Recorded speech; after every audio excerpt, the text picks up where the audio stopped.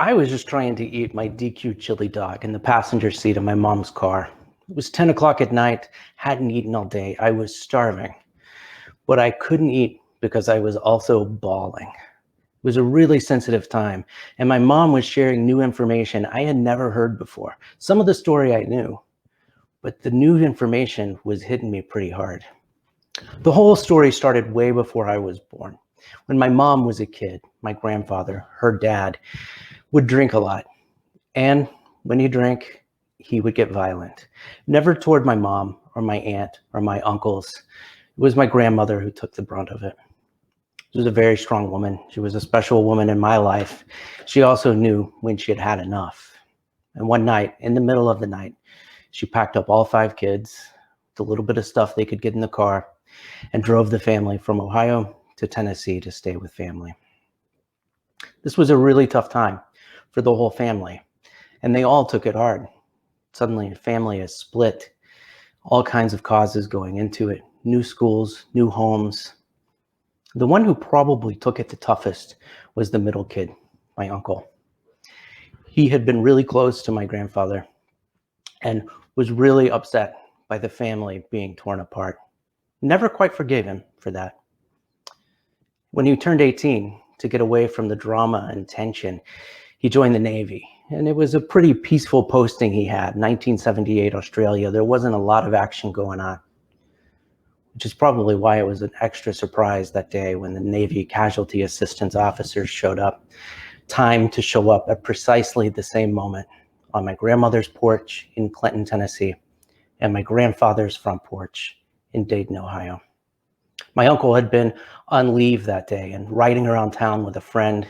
Someone ran a traffic light, and as he turned to look, he hit his temple on the dashboard. There was only one injury in the entire accident, and he didn't survive.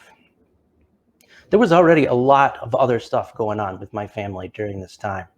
In fact, my mom was 5 months pregnant with me.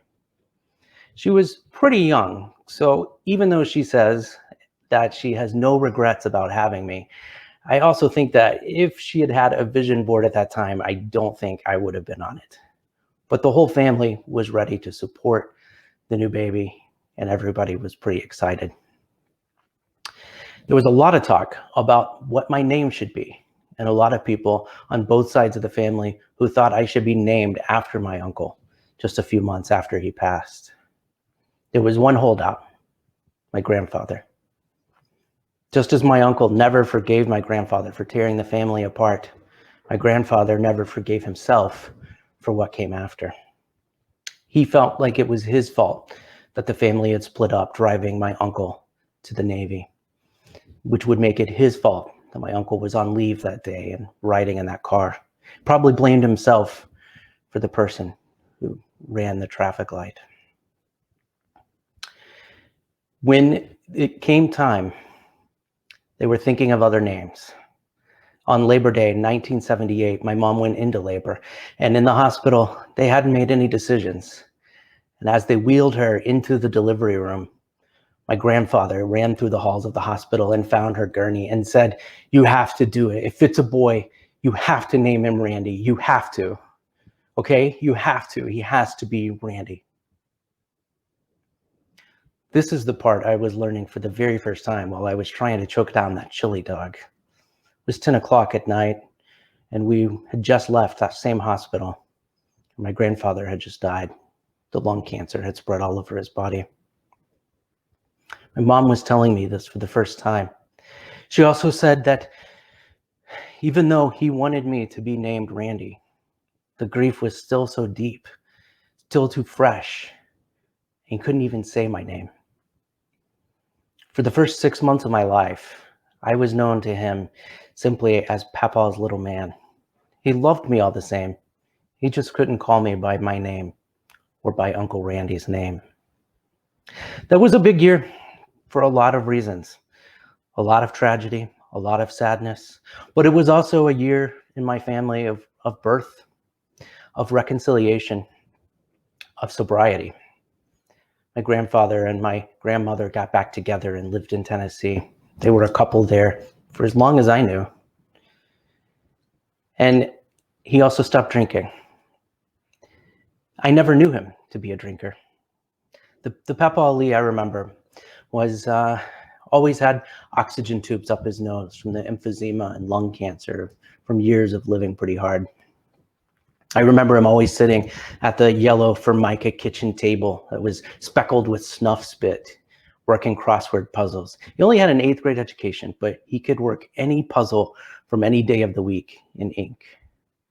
It was at that same table where he would play Yahtzee and backgammon with my grandmother all hours of the night.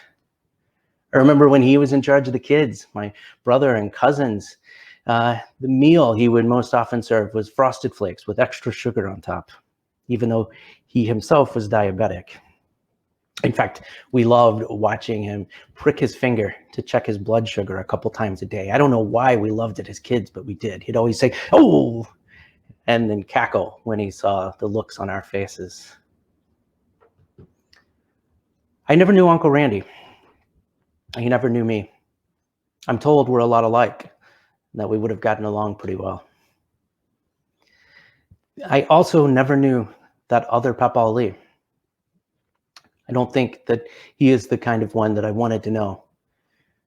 I think the Papa Ali who was in my life was the person who was supposed to be so special.